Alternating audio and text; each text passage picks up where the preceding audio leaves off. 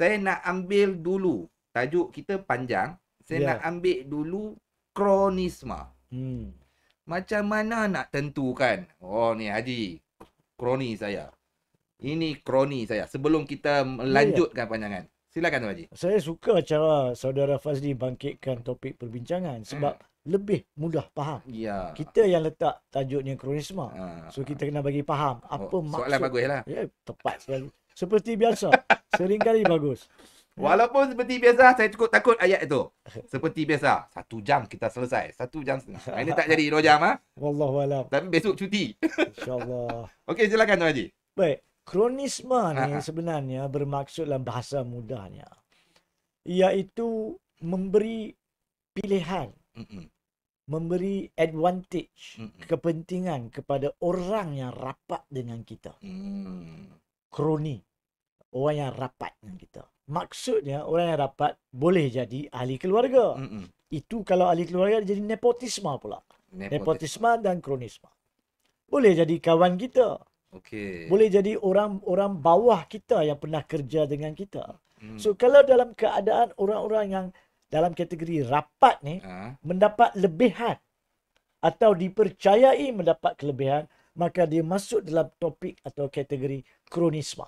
Dan itulah yang menyebabkan munculnya dari konsep kedaulatan undang-undang kewajaran untuk mengesyorkan supaya suatu siasatan sekurang-kurangnya inquiry. Siasatan ni bermaksud nak tengok salah laku. Sekurang-kurangnya inquiry, pertanyaan dan penjelasan diberi untuk menyahkan kepercayaan wujudnya kronisma atau tidak. Kalau dapat dinyahkan, alhamdulillah. Siapa yang tak nak rakyat-rakyat Malaysia menjadi kaya? Saya nak. Siapa yang tak nak rakyat-rakyat menjadi orang yang berkuasa dari sudut ekonomi? Kita nak. Apatah lagi kalau mereka itu adalah keturunan Bumi Putera yang diberi di bawah perlembagaan hak keistimewaan. Kita nak. Tapi dia tidak boleh semata-mata sebab dia Bumi Putera, dia rakyat Malaysia, dia dapat jadi kaya kerana perkara salah. Kronisma. Itu tak boleh. Salah? Itu salah. Okey. Sebab kalau tidak, orang yang mempunyai merit, awak sebagai seorang pembancuh simen, pakar, awak tidak mungkin dapat projek-projek penting di mana simen anda yang kukuh tidak digunakan semata-mata kerana awak tak rapat dengan Perdana Menteri. Awak tak rapat dengan kerajaan pada masa itu. Itu merupakan kerugian kepada negara. Sebab simen yang utuh tak dapat digunakan untuk bangunan semata-mata awak tak rapat. Tapi orang yang tidak reti langsung bancuh simen macam saya, tak reti bancuh simen. Tapi sebab saya kenal orang dalam kuasa yang boleh memberi tender tersebut, maka saya dapat. Kemudian saya sub kepada awak balik. Tapi saya dapat buat untung haram. Untung atas angin. Untung atas angin yang menyebabkan, yang semestinya telah menyebabkan kenaikan kos. Sebab awak nak untung atas angin. Betul. So walaupun awak tak reti buat, awak bagi kepada orang lain. Contoh ni, contoh am ni. Ya? Yalah. Maka dana rakyat akan kehilangan. Sebab kos menaik. Disebabkan kronisma.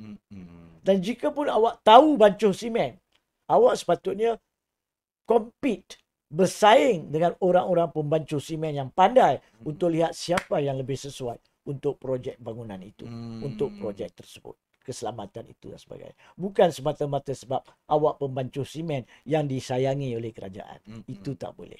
Di situlah bermulanya titik tolak kronisma, titik tolak salah guna kuasa, titik tolak ketirisan wang perbendaharaan.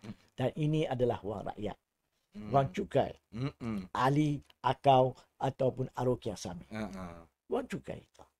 Jadi di situ jatuhnya kesalahan bukan kerana tak boleh berkawan. Boleh berkawan. Tetapi kalau berkawan yang mendapat manfaat dengan cara yang tak betul, itu menjadi satu kesalahan. Betul. Tak kiralah di bawah SPRM ke SC kalau melibatkan saham ataupun kanun kesiasaan di bawah PDRM, itu pihak berkuasa yang akan tentukan. Jadi anda faham apa yang dimaksudkan kroni. Saya berkawan dengan Tuan Haji. kroni lah ni. Saya tak ada kuasa nak bagi Itulah. apa. Jadi maksudnya anda semua pasti dah faham apa yang dimaksudkan kroni, dan Tuan Haji ada sentuh sikit tadi tentang nepotism kalau melibatkan anak beranak suku Sakat. Ya.